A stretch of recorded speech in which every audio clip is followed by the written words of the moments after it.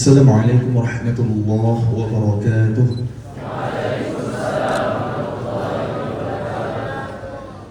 Alhamdulillahi wa kafa, wassalatu wassalamu ala rasulillahil mustafa wa ala alihi wa sahbihi ahli sidqi wal wafa. Allahumma inna na'udhu bika min ilmin la yanfa' wa min qalbin la yakhsha' wa min nafsin la tashba' wa min da'watin la yustajabu laha. Rabbi shrah li sadri wa yassir li amri wahlul 'uqdatam min lisani yafqahu qawli.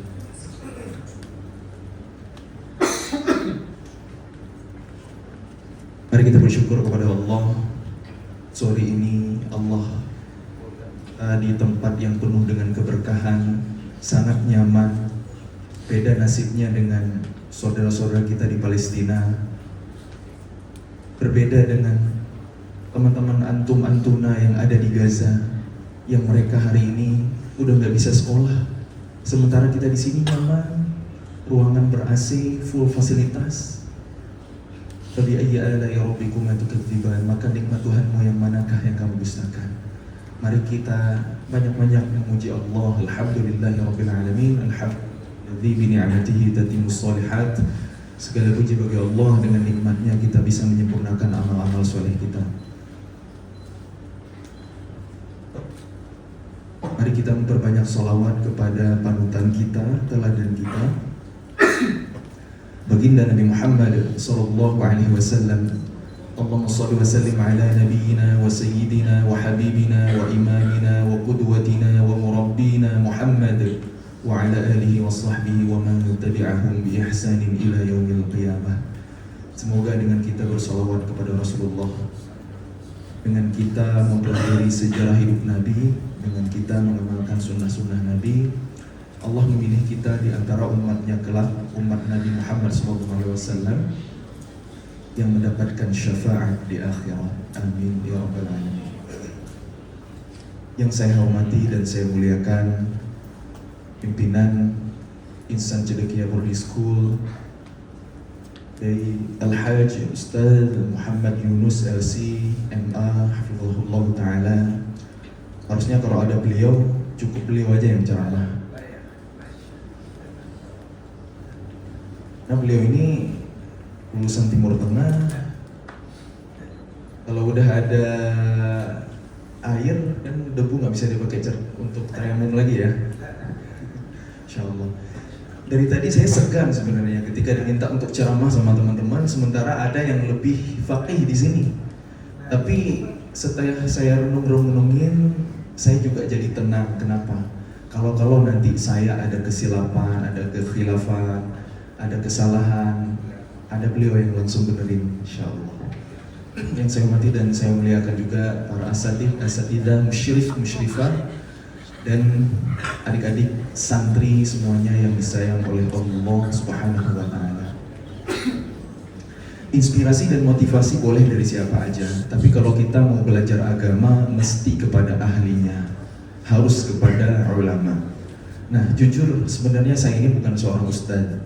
Ustadz dalam artian, kalau di Timur Tengah, gelar ustadz itu nggak mudah.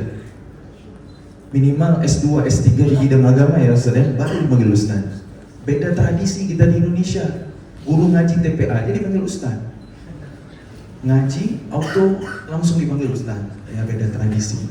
Makanya kalau di mana-mana saya kalau dipanggil Bang Muzammil, dipanggil Kang Muzammil, Mas Muzammil, saya lebih senang. Karena memang jujur saya bukan ustadz. Gelar akademis saya itu ST. Saya lulusan ITB. Teman-teman ada yang pengen masuk ITB? Enggak ya, pengen ke Timur Tengah semua kayaknya ya. Insya Allah. Kita lupa ya. ST itu kepanjangannya apa? Bukan sarjana tilawah ya, bukan sarjana tahfidz ya, sarjana teknik. Jadi sebenarnya saya ini seorang arsitek. Kalau suatu saat teman-teman pengen bangun rumah, insya Allah siap saya bantu desainkan. Tapi ini masih pada polos-polos saya lihat. Jangankan bangun rumah tangga aja belum kepikiran kan?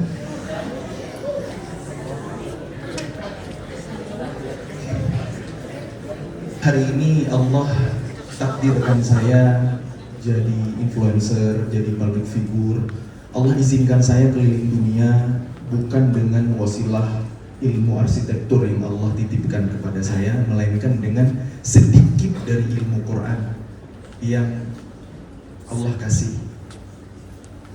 Karena memang Quran itu saya rasakan banyak keberkahannya. Saya masih jauh dari kata ahlul Quran, masih jauh lah. Kalau dipanggil al-hafidh itu terlalu berlebihan. Karena jujur ini benar teman-teman, saya masih jauh dari yang seperti itu. Tapi yang saya rasakan Quran itu berkah, beneran.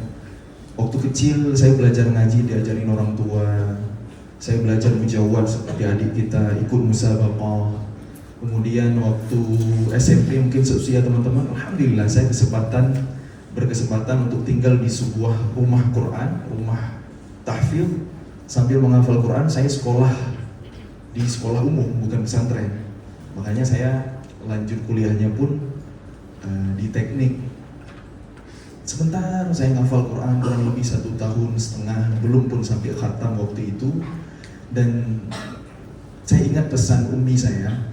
Kata beliau, Zamil, kejar cita-citanya tapi jangan pernah tinggalin Qurannya. Itu pesan beliau. Ketika saya dapat undangan ke beberapa SMA favorit yang ada di Aceh waktu itu, saya aslinya dari Aceh. Sementara saya tinggal di rumah tahfidz. Ini saya beresin sampai selesai 30 juz dulu, tetap di daerah, atau hijrah, dapat menerima tawaran undangan yang itu privilege luar biasa sebenarnya. Karena untuk masuk sekolah favorit biasanya harus tes tulis, harus wawancara yang nggak mudah, saingan dengan ribuan siswa. Ini dapat undangan khusus dengan jalur prestasi. Dengan izin Allah, Umi udah istikharah, akhirnya saya terima tawaran itu. Umi saya itu terinspirasi dari sosok Pak B.J. Habibie, Allah yarham. Teman-teman tahu B.J. Habibie? Tahu ya? Tagline atau personal branding beliau kan berhati Mekah, berotak Jerman ya. Nah, Umi saya itu karena beliau basicnya seorang guru dan juga seorang dosen, pengen anaknya itu pendidikannya lebih baik dari dirinya. Makanya kalau untuk urusan pendidikan itu didukung banget. Gak boleh berandai-andai, karena itu seolah menolak takdir. Tapi seandainya waktu bisa diundur, saya bakal bilang sama Umi kenapa nggak doain jadi ulama aja gitu. Tapi inilah saya hari ini. Tak perlu disesali karena semua potensi itu bisa menjadi jalan menuju surga insya Allah. Teman-teman ya, jalan menuju surga itu ada banyak. Kalau kita teladani sahabat Nabi dulu, macam-macam kan keahlian mereka ya. Ada yang masuk surga modal tenaga. Siapa teladannya? Sayyidina Bilal bin Rabah radhiyallahu anhu. Ada satu amal yang luar biasa dilakukan oleh Sayyidina Bilal bin Rabah. Apa itu? Setiap selesai berwudu melakukan sholat sunnah 2 rakaat, sholat sunnah mutlak atau sholat sunnah syukur wudu. Dan kata Nabi, suara sendalnya Bilal sudah terdengar di surga. Dan kita selalu Sayyidina Bilal adalah muadzinnya Rasulullah SAW, menggunakan tenaganya. Allahu Akbar, Allahu Akbar. Dengan azan, ya, modal tenaga udah dijamin surga itu. Bahkan sandalnya Sayyidina Bilal itu udah duluan di surga. Tapi saya lihat di sini, masya Allah, sandalnya tersusun rapi di sana ya. Nah, insya Allah nggak ada risiko kehilangan. Kalau misalnya teman-teman sholat di masjid sembarangan bawa sandal agak bagus sedikit kan agak gimana gitu ya. Parkirnya harus hati-hati gitu. Tapi kalaupun hilang nggak apa-apa, relain aja, mungkin udah masuk surga duluan. Masuk surga bisa modal tenaga, masuk surga bisa juga dengan modal harta. Mudah-mudahan di sini Allah takdirkan jadi orang-orang kaya yang aghnia, yang dermawan insya Allah ya. Karena sebagian harta ada di tangan orang-orang yang beriman. Teladan kita siapa? Abdurrahman bin Auf, Utsman bin Affan. Mereka orang kaya, tapi mereka dijamin surga karena mereka beramal dengan harta. Masuk surga bisa juga dengan modal ilmu. Siapa teladannya? Sahabat mulia Abu Hurairah radhiyallahu anhu, sampai nggak mikirin hidup, nggak kerja, tinggalnya di masjid. Jadi ahli masjid itu mulia luar biasa, ahli sufah. nggak mikirin bisnis, nggak mikirin uang, pokoknya ta'lim terus sama Rasulullah. Sehingga beliau meriwayatkan 5.374 hadis yang nyampe ke kita hari ini. Kemudian ada lagi tentu Sayyidina Ali bin Abi Thalib, karramallahu wajhah, dan banyak lagi radhiyallahu anhu majma'in, banyak sahabat-sahabat yang menjadi teladan kita. Jalan menuju surga itu ada banyak. Makanya saya hari ini sama sekali tidak menyesali takdir. Malah saya sangat bersyukur. Dari sedikit ilmu Quran yang Allah titipkan ke saya, Allah izinkan saya untuk bisa keliling dunia. Saya pernah ke UK, ke Turki, ke Jepang. Kemarin baru pulang dari Korea. Ini oleh-olehnya batuk belum sembuh juga ya. Dan kemana-mana bisa umroh berkali-kali. Alhamdulillah, hadza min fadli Rabbi. Wasilah Quran teman-teman. Bukan dengan skill arsitektur yang saya miliki, walaupun sampai hari ini masih saya pertahankan profesi itu. Bonusnya saya hari ini juga jadi influencer. Alhamdulillah punya beberapa bisnis, punya beberapa usaha. Alhamdulillah, Masya Allah, tabarakallah. Yang saya rasakan semua itu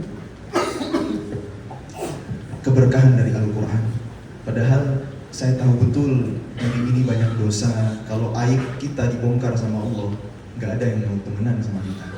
Kalau seorang public figure dibuka aibnya sama Allah, pasti bakal di-unfollow berjamaah. Beneran, makanya bersyukurlah kepada Allah yang Maha Sattar, yang masih menutupi aib-aib kita. Karena kalau dosa itu beraroma, pasti nggak ada yang mau dekatan sama kita. Astaghfirullahaladzim wa atubu ilaih. Baik teman-teman semuanya yang disayang oleh Allah Subhanahu wa Ta'ala. Teman-teman di sini rutin mengaji setiap hari ya. Insya Allah. Udah pada hafal Quran? 30 juz? On the way ya. Insya Allah. Nah teman-teman semuanya yang disayang oleh Allah Subhanahu wa Ta'ala, Quran itu baru jadi petunjuk ketika direnungi, ketika dipahami. Saya dari kecil senang mengaji. Gara-gara apa? Karena saya menikmati iramanya. Itu alasan kenapa saya dari kecil kok senang ngaji, senang sama Quran. Saya koleksi berbagai lantunan para masyayikh, para imam dari seluruh dunia. Saya ikutin irama-iramanya, saya tiru nada-nadanya. Itu kegemaran saya dari kecil. Yang kalau kita rangkum, jenis-jenis irama Quran itu kan ada 7 yang biasanya diperlombakan di musabaqah ya. Yati Bismillahirrahmanirrahim.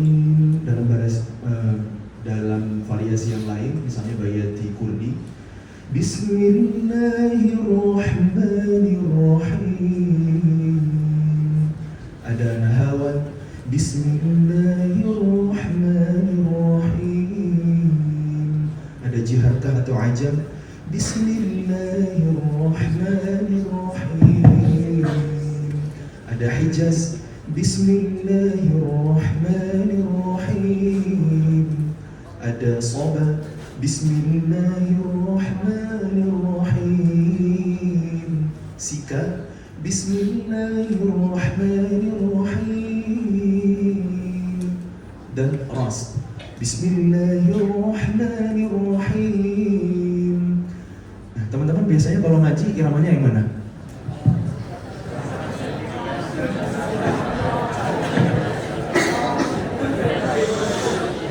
Ada ya, salah satu dari yang saya contohin barusan? Ada kan? Atau biasanya suka dengerin murotal Syekh siapa? Syekh siapa? Gak jelas? Ustaz Muhammad Yunus? Siapa? Salah satu syekh favorit saya itu Syekh Sa'ad Al-Ghamidi. Teman-teman tahu Syekh Sa'ad Al-Ghamidi? Tahu ya? Nah, dulu saya waktu kecil, waktu SD lah, ngaji saya itu menjauhan kayak adik kita tadi. Cuma jangan nyuruh praktekin sekarang ya, karena saya lagi batuk, jadi nada tingginya nggak nyampe, keduluan batuk nanti. Bismillah, jangan dulu, nanti lah, next time ya kalau lagi sehat. Nah waktu kecil saya senang sekali menjauhan.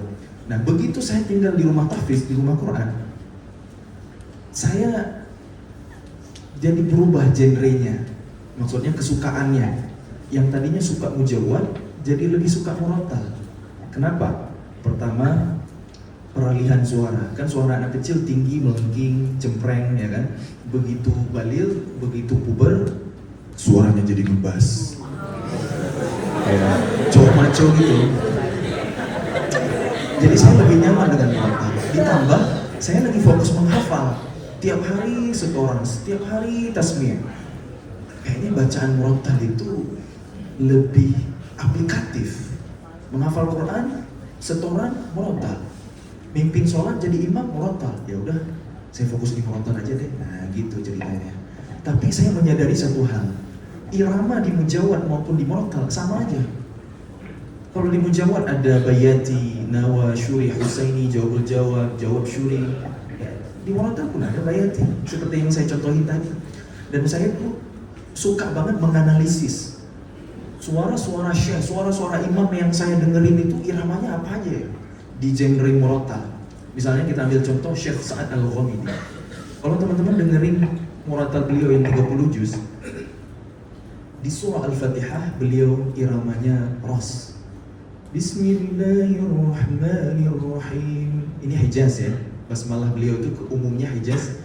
Tapi Al-Fatihah beliau Alhamdulillahi Rabbil Alamin Ar-Rahmanir Rahim Maliki Yawmiddin Iyyaka na'budu wa iyyaka nasta'in. Nah itu iramanya ras. Maaf ya kalau fals-fals sedikit karena ini tenggorokan lagi agak mengganggu, lagi agak gatel. Nah di surah Al-Baqarah, Syekh Sa'ad Al-Ghamidi iramanya berubah.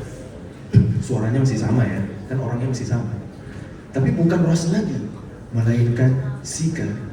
Alif Lam Mim. Dzalikal kitabu la raiba fihi hudal lil muttaqin. Ini irama sika namanya. Nanti di pertengahan juz 1 mulai dari ayat wa idh najjaynakum min ali fir'auna yasumunakum su'al 'adzab. Irama apa ini? Jiharkah. Di ending Al-Baqarah sobat lillahi ma fis samawati wa ma fil ard. Sobat. Di awal Ali Imran alif lam mim ras lagi. Di awal An-Nisa nahawan ya ayyuhan nasu ittaqu rabbakum alladhi khalaqakum min nafsin wahidah al-ayah dan seterusnya. Itu nahawan.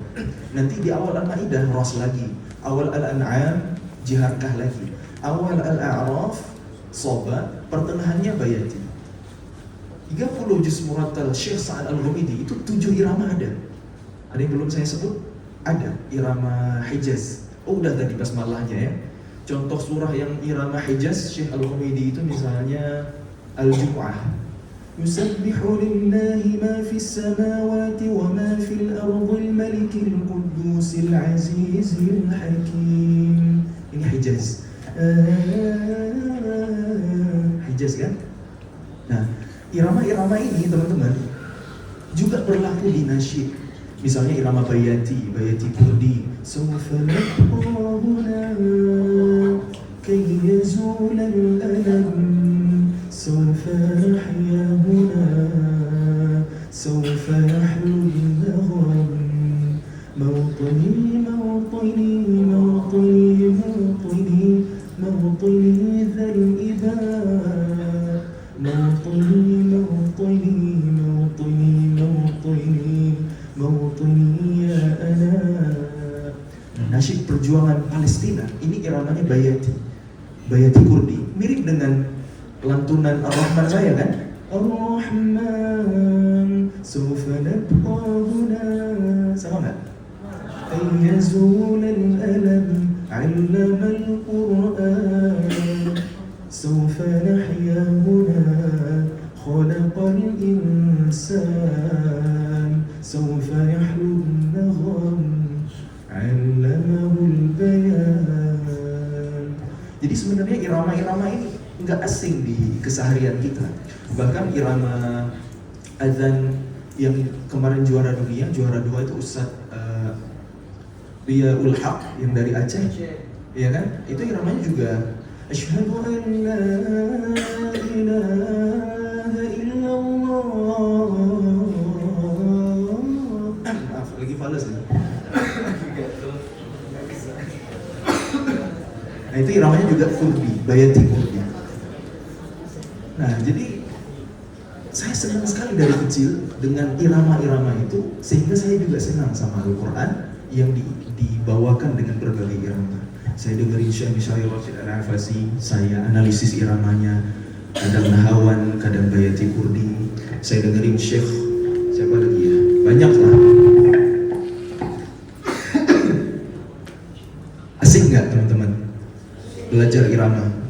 Asik ya, nanti belajar sama qori kita tadi ya, dia udah punya bakat, mudah-mudahan nanti bisa ngajarin teman-temannya, insyaallah. Memang Quran itu bisa kita nikmati dengan irama, tapi teman-teman, Quran itu jauh lebih nikmat ketika kita mampu mentadabburi makna. Saya ulang ya, Quran itu nikmat dengan irama, tapi jauh lebih nikmat ketika kita mentadabburi makna. Coba tanya sama guru-guru kita, beliau-beliau ini ahli Quran, udah belajar langsung di negeri para nabi, bahasa Arab fasih sekali, mengerti bahasa Al-Quran. Pasti beda tadabburnya dengan kita orang awam yang baru belajar. Beneran teman-teman, Quran itu akan jauh lebih nikmat ketika kita mampu mentadabburi makna. Saya pengen berkisah, ini kisah nyata, dulu terjadi di zaman Nabi. Ketika Rasulullah SAW dan para sahabat radhiyallahu anhum ajma'in pulang dari sebuah peperangan jihad fisabilillah, perjalanan menuju Madinah, markas mereka masih jauh. Kondisi malam hari, semua kelelahan dan luka-luka, sehingga Rasulullah mengistirahatkan pasukan di sebuah lembah. Kenapa lembah? Karena lembah itu aman, dikelilingi oleh bukit yang menjadi benteng pertahanan alami. Rasulullah menunjuk 2 orang anak muda untuk jaga malam. Siapa mereka? Pertama, Ammar bin Yasir dari Makkah aslinya. Yang kedua, Abbad bin Bishr, asli dari Madinah. Ini 2 orang anak muda yang tugasnya patroli. Mereka pun bersepakat, bro, kita gantian ya jaganya. Kan kita sama-sama capek nih. Kalau kita jaga dua-dua, nanti ketiduran bahaya. Gak ada yang jaga. Ya udah gantian, siapa duluan? Aku dulu deh, kata Abbad. Kamu tidur aja dulu aman. Nanti tengah malam aku bangunin kamu, kita switch, kita gantian. Oke, laksanakan. Yang jaga siapa? Abbad bin Bishr. Semua tidur, hening, sunyi, malam yang gelap, aman terkendali. Maka Abbad memutuskan untuk qiyamul lail. Dia jaga malamnya sambil sholat. Dalam sholat dia membaca Al-Quran. Menurut riwayat yang dibaca saat itu adalah surah Al-Kahfi. Begitu tenang, begitu syahdu, begitu ni'mat, begitu khusyuk. Tiba-tiba ada musuh yang lewat. Dilihat dari kejauhan, kok ada muslimin berdiri mematung. Diambil panah, ditembak, dan menancap di tubuh Abbad yang sedang sholat. Apakah sholatnya dirusak? Ternyata enggak. Lanjut. Yang ada panahnya dicabut. Sakit enggak kena panah? Sakit lah, mau nyoba? Jangan. Tapi lebih sakit lagi nyabut anak panah. Kenapa? Karena mata anak panah itu runcing cuma satu ke arah depan. Yang runcing ke arah belakang itu lebih banyak. Ketika dicabut, robek dagingnya, mengalir darahnya kemana-mana. Tapi sholatnya masih lanjut. Ditembak lagi yang kedua, kena lagi, dicabut lagi. Ditembak yang ketiga, dicabut lagi. Karena dia udah sekarat, kehabisan banyak darah, dia menuntaskan sholatnya dan bangunin temannya. Kalau pakai bahasa kita kurang lebih, bro bangun, gua udah sekarat nih. Ammar yang bangun, ngelihat darah udah berceceran di mana-mana, kaget kan? Kenapa beberapa menit sekarang? Kenapa nggak dari tadi? Apa jawaban Abbad? Sesungguhnya aku tidak mau memutus nikmatnya bacaan Al-Quranku dalam sholat tadi. Gak ada riwayat yang dibaca irama kurdi, nahawan, ros, diharka, gak ada riwayat tentang itu. Tapi yang jelas sahabat Nabi memahami Al-Quran, mengerti Al-Quran, dan merasakan kenikmatan Al-Quran. Karena Quran itu bahkan musuh yang tidak beriman kepada Al-Quran pun memuji keindahan Al-Quran. Al-Walid bin Mughirah, orang yang paling ahli syair di zaman Rasulullah dulu, berkata, Innal Qur'ana halawah. Quran itu indah, manis, lezat. Dia nggak beriman, tapi dia mengakui bahwa Quran itu keren. Inilah Al-Quran, karena Quran adalah mu'jizat. Mu'jizat itu apa? Kejadian luar biasa yang melemahkan akal manusia. Kan asal katanya dari ajizun, betul Ustaz ya? I'jaz. Nah, mu'jizat para nabi biasanya tergantung apa yang lagi ngetren pada zamannya. Lagi ngetren ilmu sihir, maka mu'jizat Nabi Musa, tongkat bisa berubah menjadi ular, membelah lautan. Lagi ngetren ilmu pengobatan, mu'jizat Nabi Isa bisa menyembuhkan orang sakit, menghidupkan orang mati. Dengan harapan orang yang menyaksikan kejadian luar biasa itu mau beriman kepada Allah yang menghadirkan mukjizat itu. Nah, yang lagi ngetren di zaman Rasul apa?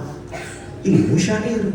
Para pujangga Arab dulu kalau udah berkata-kata itu bisa menyihir orang yang mendengarnya, gitu. Saking indahnya, saking kerennya. Tapi ternyata ketika Quran turun, semua keindahan sastra para penyair-penyair Arab itu kalah dengan keindahan Al-Quran. Bahkan nggak ada yang sanggup nandingin. Wa in kuntum fi raibin mimma nazzalna ala 'abdina fa'tu bi suratin min mithlihi. Jika kalian ragu terhadap apa yang kami wahyukan kepada hamba kami Muhammad, coba buat satu surah aja yang semisal Quran. Gak ada yang mampu. Fa in lam taf'alu wa lan taf'alu. Itulah Al-Quran. Quran itu akan jauh lebih nikmat ketika kita tadabburi makna. Maka saya mengajak teman-teman, biar kita semakin cinta sama Al-Quran. Pertama, mungkin bisa dengan wasilah irama. Teman-teman, nikmatilah Al-Quran. Dengerin lantunan-lantunan ngaji yang indah, suara-suara yang merdu yang digunakan untuk melantunkan Al-Quran. Mungkin syekh atau qori favorit teman-teman akan berbeda-beda ya. Nikmati aja dulu. Quran bisa dinikmati dengan irama. Tapi kalau mau lebih dari itu, Quran jauh lebih nikmat ketika kita mampu mentadabburi makna. Allah berfirman di Quran surah Shad ayat 29, A'udzubillahi minasyaitonir rajim. Kitabun anzalnahu ilaika mubarakun liyadabbaru ayatihi wa liyatadhakkara ulul albab. Kitab Al-Quran ini kami turunkan kepadamu wahai Muhammad bersama dengan keberkahan untuk ditadabburi ayat-ayatnya dan supaya menjadi pelajaran bagi orang-orang yang memahami dengan hati. Quran itu turun bawa berkah. Hidup kita kalau dekat sama Quran insya Allah berkah. Apapun interaksi kita sama Quran itu mengundang keberkahan Allah. Berkah itu apa? Kata Imam Al-Ghazali, ziyadatul khair. Banyaknya kebaikan-kebaikan. Umur kalau berkah pasti banyak habis untuk kebaikan, kemanfaatan, ibadah. Bukan kesia-siaan apalagi kemaksiatan. Rizki kalau berkah yang sedikit itu cukup, yang banyak tidak membahayakan. Rumah tangga kalau berkah, ketika bahagia nggak lupa kebersamaan ini hanya sementara. Gimana caranya agar selamanya di surga? Ketika ada konflik, jadi tahu apa yang harus diperbaiki. Makanya doa untuk pengantin baru, barakallahu laka wa baraka alaika wa jama'a bainakuma fi khair. Semoga berkah saat bahagia, berkah untukmu saat berduka, dan semoga Allah kumpulkan kalian berdua dalam kebaikan. Ini udah ngomongin nikah pula ini. Masih jauh ya teman-teman ya. Nggak akan nyontohin gitu. Biar ada bayangan tentang keberkahan. Dulu kota Yathrib ketika didatangi oleh Rasulullah banyak masalah. ada dua suku, Aus dan Khazraj, saling berperang, padahal mereka satu nenek moyang.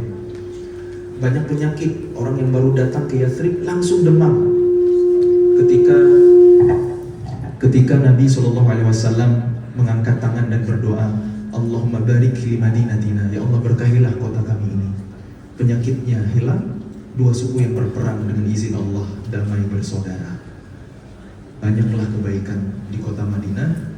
Kalau kita umroh, kalau kita haji dan berziarah ke kota Nabi, kita bisa ngerasain vibes kota Madinah yang sangat nyaman, sangat aman, sangat khusyuk. Kita ibadah di sholat Masjid Nabawi, kalau udah pulang ke tanah air pengen balik lagi. Itulah keberkahan, banyaknya kebaikan-kebaikan. Nah, Quran itu turun bawa berkah teman-teman. Saking baiknya Allah sama kita.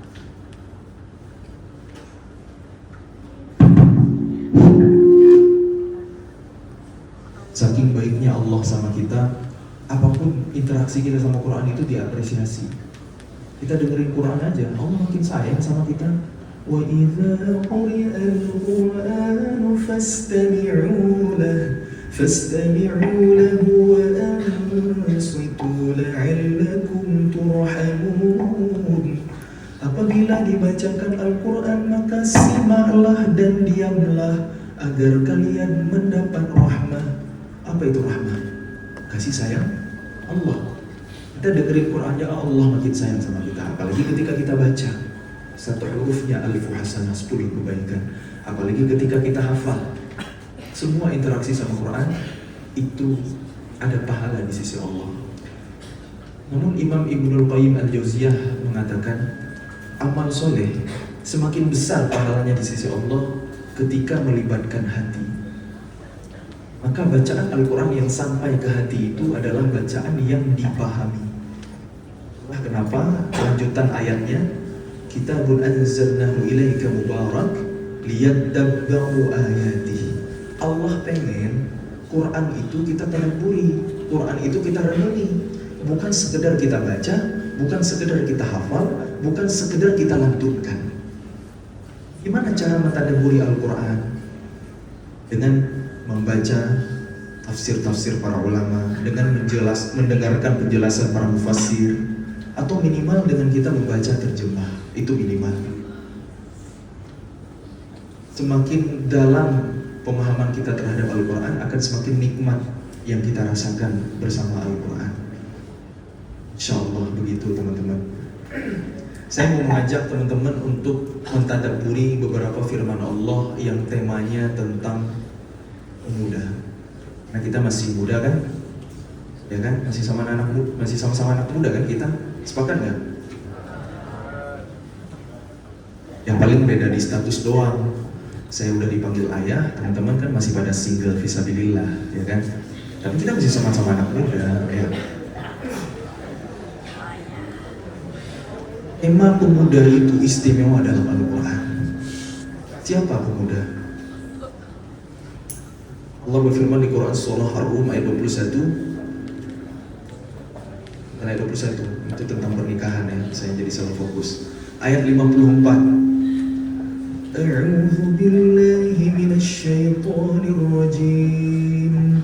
Allahul ladzi khalaqakum min dha'fin thumma ja'ala min ba'di dha'fin quwwah thumma ja'ala min ba'di quwwatin dha'fan wa shaybah yakhluqu ma yasha' wa huwal 'alimul qadir.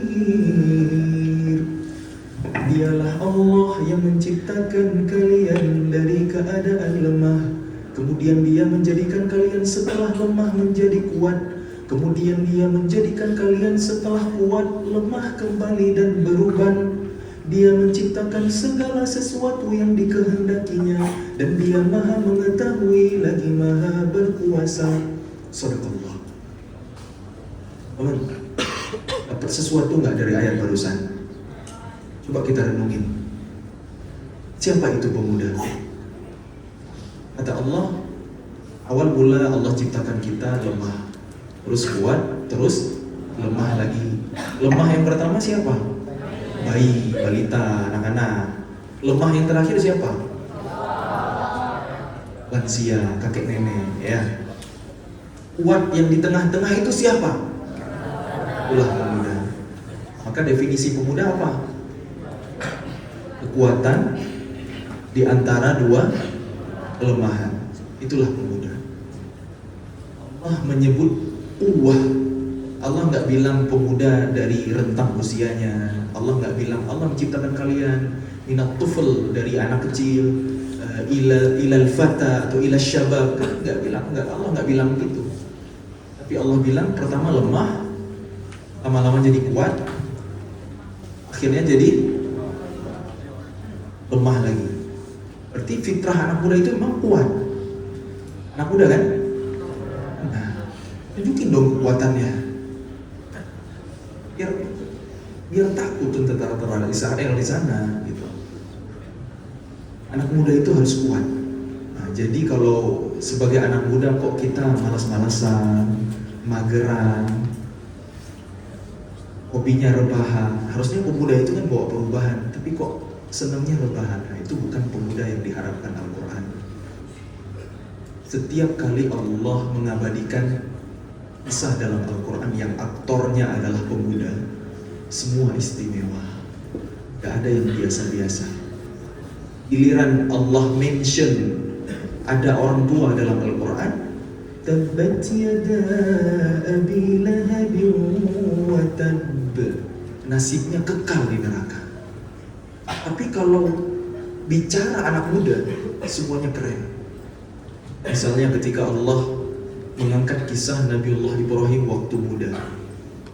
Tahu dari mana Nabi Ibrahim muda? Allah yang bilang, qalu sami'na fatan yadhkuruhum yuqalu lahu Ibrahim. Di Quran surah Al-Anbiya ayat 60 Allah bilang, Allah mengabadikan perkataan suatu kaum. Kami mendengar ada seorang anak muda, disebutkan namanya Ibrahim. Qalu sami'na fatan. Fata itu artinya pemuda yang istimewa. Berarti Nabi Ibrahim waktu itu usianya muda. Kok bisa Nabi Ibrahim namanya disebut-sebut sama masyarakat? Begini ceritanya. Mau tahu? Jadi Nabi Ibrahim itu sejak usia muda udah punya iman yang luar biasa. Gelarnya Khalilullah, Khalilur Rahman.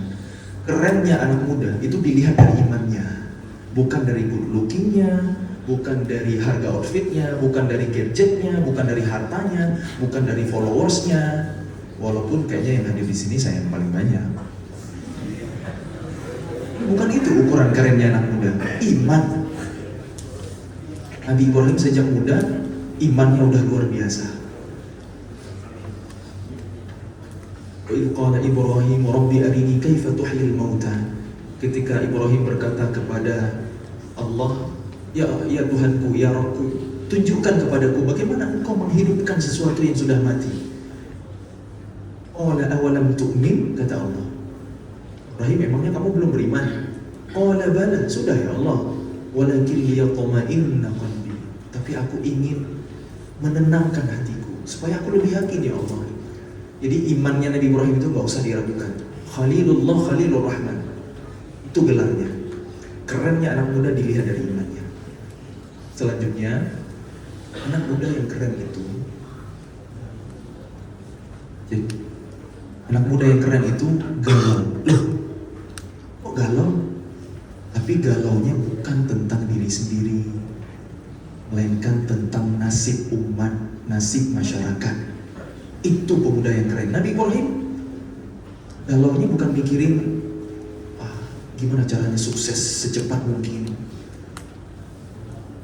punya mobil sendiri, bukan orang tua ya, istri sendiri, istri tetangga ya. Sukses hari ini kan diukur dari materi, karena kita hidup di zaman materialisme. Padahal kata Nabi, khairun nas anfa'uhum linnas, baik-baik manusia adalah yang paling bermanfaat. Mari definisikan ulang makna sukses itu. Nah, Nabi Ibrahim galaunya bukan tentang diri sendiri, tapi mikirin masyarakat yang masih berbuat kemusyrikan, yang masih nyembah patung, memuja-muja berhala, yang dibuat oleh ayahnya sendiri, salah satunya Azar. Itu kegalauan Nabi Ibrahim. Maka Nabi Ibrahim mendatangi mereka yang lagi ibadah. Apa nih yang kalian sembah? Ini anak muda, orasi di depan masyarakat yang nyembah-nyembah patung. Saudara-saudara, kalian nyembah apa ini? Ini patung kok kalian kasih sesajen segala gitu. Ini patung nggak bisa ngasih manfaat, nggak bisa ngasih mudarat buat kalian. Nih sesajen yang kalian kasih, lihat nih, digigit sama Nabi Ibrahim nih. Tuh saya nggak kualat kan? Wah, awas sama Ibrahim, kami lapor sama raja kami. Nah, pulang, begitu mereka pulang, diapain patung-patung itu sama Nabi Ibrahim? Dihancurin lah. Tapi apakah semuanya dihancurin? Enggak, yang paling gede disisain kan. Begitu mereka balik, udah pada hancur. Ini pasti kerjaan anak muda kemarin sore ini. Makanya Allah abadikan, qalu sami'na fatan yadhkuruhum yuqalu lahu Ibrahim. Awak dia kesini, Ibrahim, kamu yang melakukan ini semua kan? Nabi Ibrahim enggak jawab, ya enggak tahu, kok tanya saya. Bukan itu jawabannya. Tapi Nabi Ibrahim bilang, coba tanyain sama patung yang paling gede, dia pelakunya, tuh barang bukti ada sama dia. Ibrahim yang benar aja, ini patung, gerak aja nggak bisa, gimana ngelakuin ini semua? Kalau gitu kenapa kalian sembah Bambang? Mind blowing banget ya. Tapi karena masyarakat ini sungguh pendek, dungu, orang bodoh itu nggak bisa dinasihati. Kalah debat pun bukannya merenung, malah tersinggung. Mereka lapor sama raja mereka, akhirnya Nabi Ibrahim, singkat cerita, dieksekusi. Diapain? Dibakar. Tapi apakah terbakar? Allah selamatkan. Qulna ya naru kuni bardan wa salaman ala Ibrahim. Wahai api, menjadi dinginlah dan memberikan keselamatan kepada Ibrahim. Apa inspirasi yang bisa kita ambil dari kisah Nabi Ibrahim ini? Pemuda yang keren itu dilihat dari imannya. Pemuda yang keren itu mikirin nasib orang banyak, nggak cuma mikirin diri sendiri. Itu pemuda yang hebat. Terus anak muda yang keren itu berani memperjuangkan kebenaran yang diyakini meskipun resikonya mati. Dan yang terakhir, anak muda itu dari dulu kreatif. Kenapa nggak semua patung dihancurin? Itulah kreativitas. Anak muda yang keren itu yang membela agama Allah, yang mau berdakwah. Dakwahnya Nabi Ibrahim itu kan nggak main-main, dakwah tauhid gitu loh. Dakwah yang paling tinggi levelnya. Berani teman-teman hari ini datang ke Bali gitu ya, ngancurin patung-patung berhala yang ada di sana. Jangan gitu, nanti auto disebut radikal gitu ya. Dakwah itu butuh strategi juga.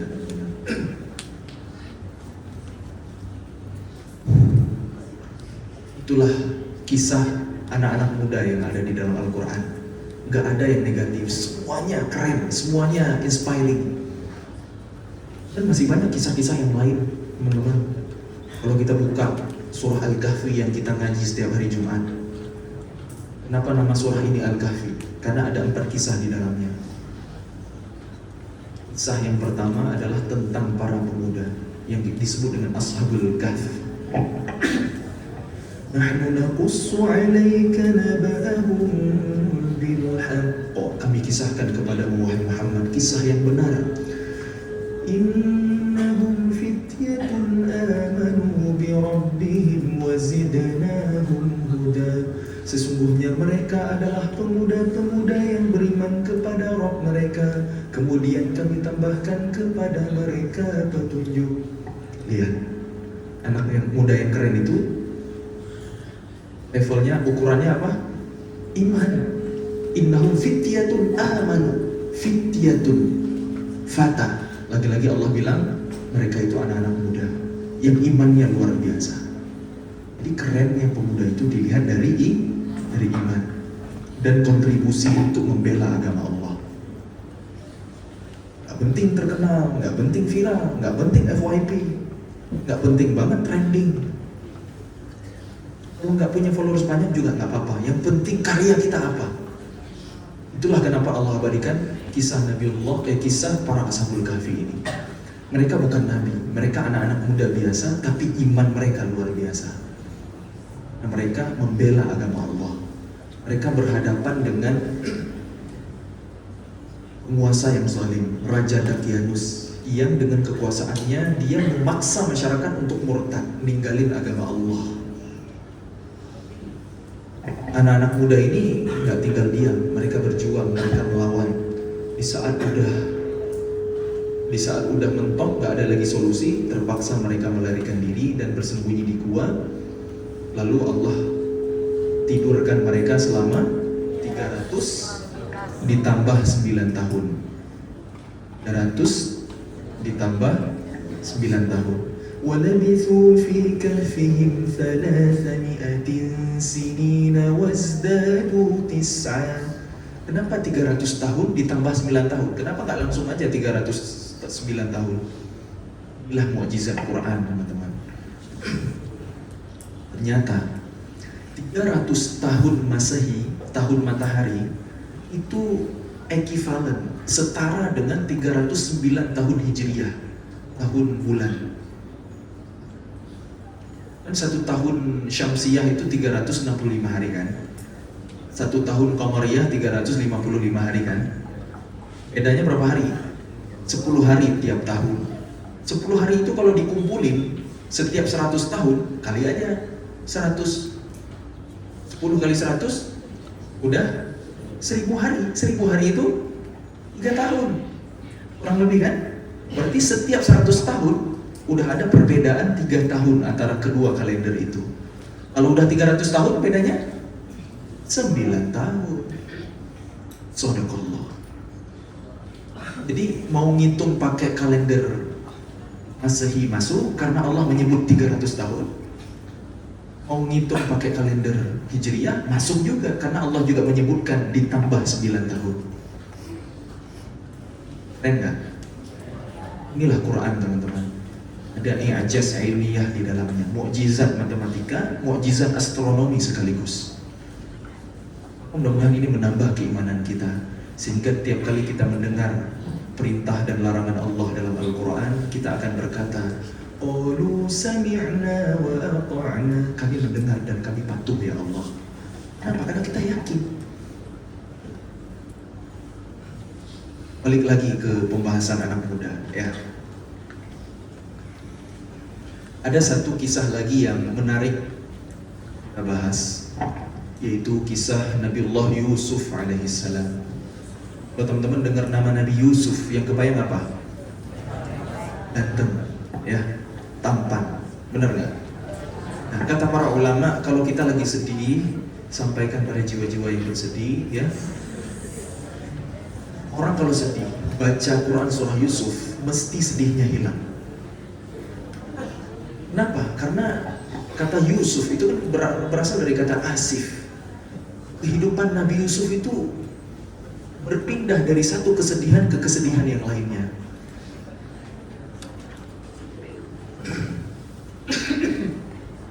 Di keluarga dijahatin sama saudara sendiri. Saudara kandung loh ngejahatin Nabi Yusuf. Makanya gak usah heran sama kelakuan Zionis Israel laknatullah hari ini. Dulu mereka ya saudara sendiri mereka buang ke sumur, apalagi orang-orang Palestina. Nah, Bani Israel itu kan asal mulanya dari keturunan Nabiullah Ya'qub alaihissalam. Tapi nggak semua Bani Israel itu terlaknat ya. Para nabi banyak dari kalangan Bani Israel, ya kan? Ya'qub, Yusuf, Ayub, Nabi Musa dan seterusnya, Nabi Zakaria, Nabi Isa, kan itu Bani Israel semua, orang-orang mulia. Bani Israel itu dimuliakan Allah pada awalnya. Ya Bani Israel dzkuru ni'mati allati an'amtu 'alaikum wa anni faddaltukum 'alal 'alamin. Tapi ketika mereka berulah, mereka jadi kera, jadi babi. Karena memang kerjaan mereka itu parah banget. Nah, nanti jadi kajian khusus request aja nih sama Ustaz Muhammad Yunus nanti ya, bahas sifat-sifat Israiliyat itu kayak gimana. Ya, Nabi Musa udah nyelamatin mereka nyebrang Laut Merah dari kejaran Firaun, ditinggal sebentar nerima wahyu ke Bukit Tursina, turun-turun udah nyembah patung anak sapi. Ujian Nabi Yusuf apa? Ganteng. Ganteng itu ujian loh. Apalagi kalau enggak.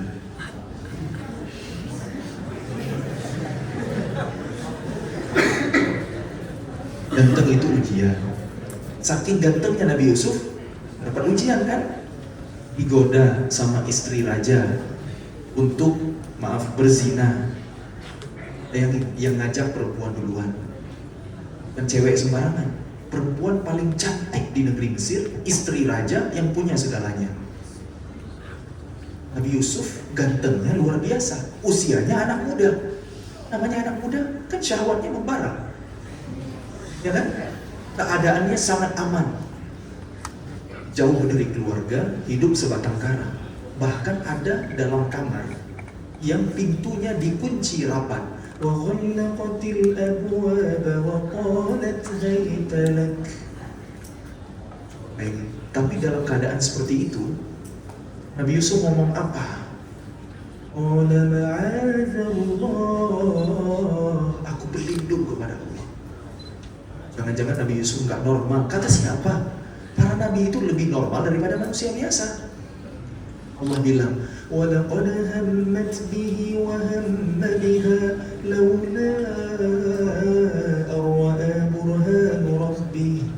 Perempuan itu suka sama Yusuf. Yusuf pun tertarik ke perempuan itu seandainya tidak melihat tanda dari Rabbnya.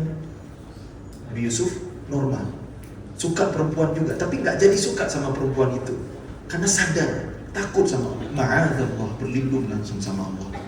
Kenapa? Kata ulama tafsir, melihat burhan itu sinyal dari Allah. Seolah ada sosok ayahnya di depan, Nabiullah Ya'qub alaihissalam, dengan wajah yang kecewa. Itulah pentingnya pendidikan anak usia dini. Itulah pentingnya kedekatan seorang ayah dengan anaknya. Jadi Nabi Yusuf pas udah sadar, ma'adzallah, langsung lari kan? Tapi masih dikejar juga. Perempuan ini belum menyerah dia. Jadi kejar-kejaran antara mereka, kalau di slow motion kayak keren. Bajunya Nabi Yusuf ditarik dari belakang sampai robek gitu. Nabi Yusuf berusaha membuka pintu, berhasil dibuka. Jeng jeng jeng jeng, ada raja berdiri di sana. Ada suaminya. Ini plot twist yang luar biasa ya. Kan kata Allah di opening surah Yusuf, ahsanal qasas. Ini kisah terbaik. Terus si istri raja ini langsung playing victim. Memang tipu daya wanita ini luar biasa. Apa nih hukuman yang pantas untuk yang mencoba melecehkan istri raja? Kata Yusuf, saya yang digoda, saya yang dijebak di sini. Kata seorang saksi dari istana, raja, dia coba periksa bajunya Yusuf. Kalau bajunya Yusuf robek dari depan, berarti yang salah Yusuf. Kalau robeknya di belakang, yang salah istrimu. Pas dicek, robeknya di belakang. Yang salah siapa? Istri raja. Tapi kata raja, Yusuf, lupain aja kejadian ini ya. Istriku, obat kamu. Allah mengampunimu. Begitu memang ayatnya ya. Bisa ya. Udah ketangkap basah, jelas-jelas bersalah, kok dibiarin gitu aja? Minimal diadili kek, dihukum kek, dicerain kek gitu. Oh gitu doang. Ada 3 kemungkinan kata ulama tafsir. Pendapat yang pertama, raja itu cinta mati sama istrinya. Cewek paling cantik di Mesir. Cinta itu buta, tak peduli orang yang ia cintai melakukan kesalahan apa. Kemungkinan pertama. Kemungkinan yang kedua, raja punya hati yang sangat lapang, begitu mudah memaafkan. Oh, kemungkinan yang ketiga, raja punya aib yang sama. Lo bongkar aib gue bongkar aib lo. Nggak berani nih raja gitu. Tapi akhirnya bocor juga kejadian ini, viral, trending, FYP. Yang suka menggosip siapa? Selebgram pada masanya. Kata Allah, وَقَالَ نِسْوَةٌ فِي الْمَدِينَةِ امْرَأَةُ الْعَزِيزِ تُرَاوِدُ فَتَاهَا عَنْ نَفْسِهِ. Ketika perempuan-perempuan yang ada di Mesir gosipin istri Al-Aziz, istri penguasa mereka, yang mencoba menggoda pemuda pelayan istana. Turawidu fataha. Dari ayat ini kita tahu bahwa Nabi Yusuf saat itu usianya muda, usia pemuda. Hati dari dulu memang yang suka bergosip itu ciwi-ciwi ya. Perempuan itu suka bergosip dari dulu. Hati-hati. 2 hal yang menyebabkan manusia masuk neraka kata Nabi apa? Lisan dan kemaluan. Lisan itu ujian untuk perempuan, kemaluan atau syahwat itu ujian untuk kami laki-laki. Syahwat itu pemicunya pandangan mata. Itulah kenapa kalau ada cewek nangis, biasanya yang ditutup itu mulutnya, gitu. Kalau ada cowok nangis, yang ditutup mesti matanya, gitu. Itu jadi sinyal kata ulama ya, dari mana peluang terbesar masing-masing kita berbuat dosa. Allahu a'lam. Hati-hati ya, jaga diri. Anfusakum. Nah, teman-teman, istri raja nggak terima digosipin, nggak terima dia diomongin. Gosip yang beredar kayak gimana sih? Istri raja suka sama godain babu sih, nggak level kali. Nah, itu kurang lebih gosip yang beredar. Istri raja nggak terima dia. Kalian nggak tahu sih Yusuf itu seganteng apa? Sini kalian ke istana, kita nongki-nongki, kita party, dikasih jamuan makanan enak, lengkap dengan peralatan makannya. Yusuf, ukhruj, keluar Nabi Yusuf, jalan kayak catwalk di depan mereka, gitu ya. Kita melihat ketampanan Nabi Yusuf. Perempuan-perempuan ini auto jatuh cinta pada pandangan yang pertama, langsung terpesona. Dan mereka nggak percaya bahwa itu adalah manusia. In hadza illa malakun karim, kata mereka. Ini malaikat yang mulia. Dan gak sadar mereka lagi makan, lagi motong-motong makanan, malah ngiris-ngiris jari, motong-motong tangan. Wa qatta'na aydiyahum. Gak berasa. Motong-motong jari gak berasa. Karena melihat ketampanan Nabi Yusuf. Karena gantengnya Nabi Yusuf, damage-nya itu bisa menjadi obat bius.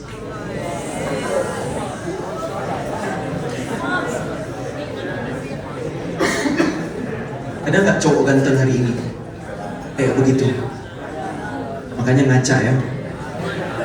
Cewek-cewek ada nggak cowok ganteng hari ini kayak begitu levelnya? Kalau misalkan ada yang mau dioperasi, mau disuntik anestesi sama dokter, mau dibedah nih, dokter nggak usah dibius, aku lihat dia aja gitu. Ada nggak? Nggak ada kan? Makanya sekarang nih nasihat buat cowok-cowok nih yang mulai baligh, yang mulai puber nih, ya. Ngaca ya, banyak-banyak ngaca. Gak setetes kegantengan kita dari ketampanan Nabi Yusuf. Jangan coba-coba jadi fuckboy. Jangan coba-coba jadi player. Jangan coba-coba ghosting sana sini, janjiin nikah anak orang terus ngilang, ngajak pacaran, khalwat, zina, naudzubillah. Hati-hati. Terus banyak-banyak ngaca nih. Ini nasihat buat yang cowok-cowok, jaga diri. Dulu, nanti kita nggak tahu jawab apa nanti pas ditanya sama Allah di hari kiamat. Dulu ada hambaku yang ujiannya luar biasa, gantengnya luar biasa, dijebak mau zina, amannya luar biasa, tapi lulus ujiannya dengan sempurna. Gimana dengan kita hari ini yang hidup di akhir zaman? Ujian kita banyak juga sih. Ya. Sekarang maksiat itu udah instan, udah gampang banget diakses gitu. Mudah banget, opsi-opsi maksiat itu udah banyak. Maka kisah Nabi Yusuf ini relate banget dengan zaman kita sekarang, ya kan? Nasihat buat yang cowok-cowok, ngacak banyak-banyak ya, jaga diri ya. Karena zina itu nggak terjadi secara instan. Makanya ayatnya wala taqrabuz zina, jangan deketin zina. Innahu kana fahisyatan wa sa'a sabila. Zina itu perbuatan keji sebelum buruk jalan. Zina itu nggak instan, pasti dari mata turun ke hati, dari hati ke jari jemari. Tugas nomor 7, pembahasannya kayak gimana sih? Gini. By the way, kamu lagi apa? Itu penting nggak cek kayak begitu? Hati-hati. Hati-hati ya, yang cewek di belakang sana. Nah, karena yang cowok udah di roasting, sekarang gantian yang cewek. Biar adil. Ini yang akhwat di belakang. Nabi Yusuf gantengnya itu mukjizat, sepakat? Apa ya? Saya heran, kenapa ya banyak cewek-cewek hari ini yang mengidolakan opa-opa? Teman-teman, sorry to say, no hard feeling ya. Opa-opa Korea itu bukan ganteng, mereka itu cantik. Karena cowok dikasih lipstick coba, jangan-jangan plastik.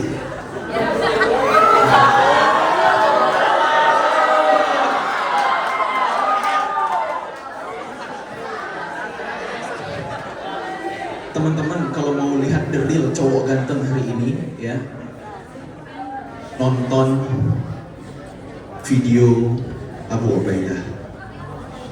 Itu the real cowok ganteng, itu baru cowok, itu baru laki-laki gitu. Dan sebenarnya Abu Ubaidah itu bukan yang paling hebat ya di Hamas. Banyak lagi orang-orang yang lebih keren di belakangnya. Ya kita doakan perjuangan mereka dan insyaallah. Jadi buat yang cewek-cewek jangan salah-salah mengidolakan ya. Jangan mengidolakan orang kafir. Nanti nggak bisa ngasih syafaat di akhirat ya. Ya itu anta ma'ana ahbabta. Engkau bersama dengan yang engkau cintai. Hati kamu milih idola. Baik, itulah hikmahnya teman-teman. Kalau kita ngaji, kalau kita baca Quran, kalau kita tadabbur, Quran itu akan ngasih tunjuk buat kehidupan kita. Dan kenapa tadi saya mengutip beberapa kisah? Karena kisah itu indah. Kata Allah di ending surah Yusuf, laqad kana fi qasasihim 'ibratun li ulil albab. Sungguh pada kisah-kisah mereka terdapat ibrah. Ada pelajaran bagi orang-orang yang mau memahami dengan hati. Ibrah itu, ibrah kan artinya jembatan atau penyeberangan. Agar kita terhubung dengan masa lalu, agar kita nyambung dengan zaman itu. Kita ambil pelajaran di sana untuk kita hadapi hari ini dan masa yang akan datang. Karena at-tarikhu yuladu nafsihi. Sejarah itu akan selalu mengulangi dirinya. The story repeats itself. Gak ada yang baru di bawah terik matahari. Semuanya hanya pengulangan-pengulangan sejarah. Ketika perang Badar, Rasul mendengar kabar terbunuhnya Abu Jahal. Apa kata Nabi? Allahu Akbar, Abu Jahal hadza Fir'aun hadhil ummah. Abu Jahal itu Fir'aunnya umat ini. Fir'aun hidup di zaman siapa? Zaman Nabi Musa alaihissalam. Di zaman Rasul pun ada Fir'aun. Dan di zaman kita pun juga ada Fir'aun. Tuh lihat setannya. Itisan Fir'aun hari ini kan. Jadi sejarah itu akan selalu berulang. Itu salah satu contoh kecil. Makanya ketika Nabi Yusuf dapat ujian fitnah wanita, sama. Kita pun di hari ini, di zaman sekarang akan mengalaminya. Kita udah, kalau pas kita ngaji, baca Quran, tadabbur, belajar dari sejarah, kita jadi tahu harus ngapain. Gimana caranya biar selamat, biar disayang sama Allah. Pemuda itu istimewa teman-teman. Siapkan betul usia muda kita. Karena usia muda ini menjadi list pertanyaan khusus dari Allah nanti di hari kiamat. Kita habisi buat apa? Karena ada banyak pertanyaan nanti di hari kiamat ya. Tentang umur dipakai untuk apa, tentang harta dapat dari mana, dipakai untuk dimanfaatkan untuk apa, dan tentang usia muda itu ada pertanyaan khusus loh. Nah, kita masih muda nih, mudah-mudahan kita bisa menyiapkan amal terbaik saat menghadap Allah nanti. Kita bisa mempertanggungjawabkan usia muda kita insyaallah. Pesan saya untuk teman-teman, jangan jauh-jauh dari Quran karena Quran itu berkah. Jangan lupa mengaji dan tadabburi arti supaya semakin bertambah iman di hati. Bacaan Al-Quran yang terbaik kata Nabi bukan yang suaranya paling merdu, bukan yang iramanya paling indah, tapi kata Rasulullah ketika ditanya oleh seorang sahabat, bacaan yang ketika engkau melihatnya, melihat dia membaca Al-Quran, engkau tahu dia takut kepada Allah. Hadirkan rasa takut kita sama Allah, tentu diiringi dengan rasa harap kita, khauf wa raja. Mudah-mudahan kita makin disayang sama Allah dengan keberkahan Al-Quran. Amin amin ya rabbal alamin. Allahumma arhamna bil Quran. Wallahu a'lam bishawab. Mohon maaf lebih dan kurangnya. Barakallahu fikum. Saya kembalikan ke MC atau moderator.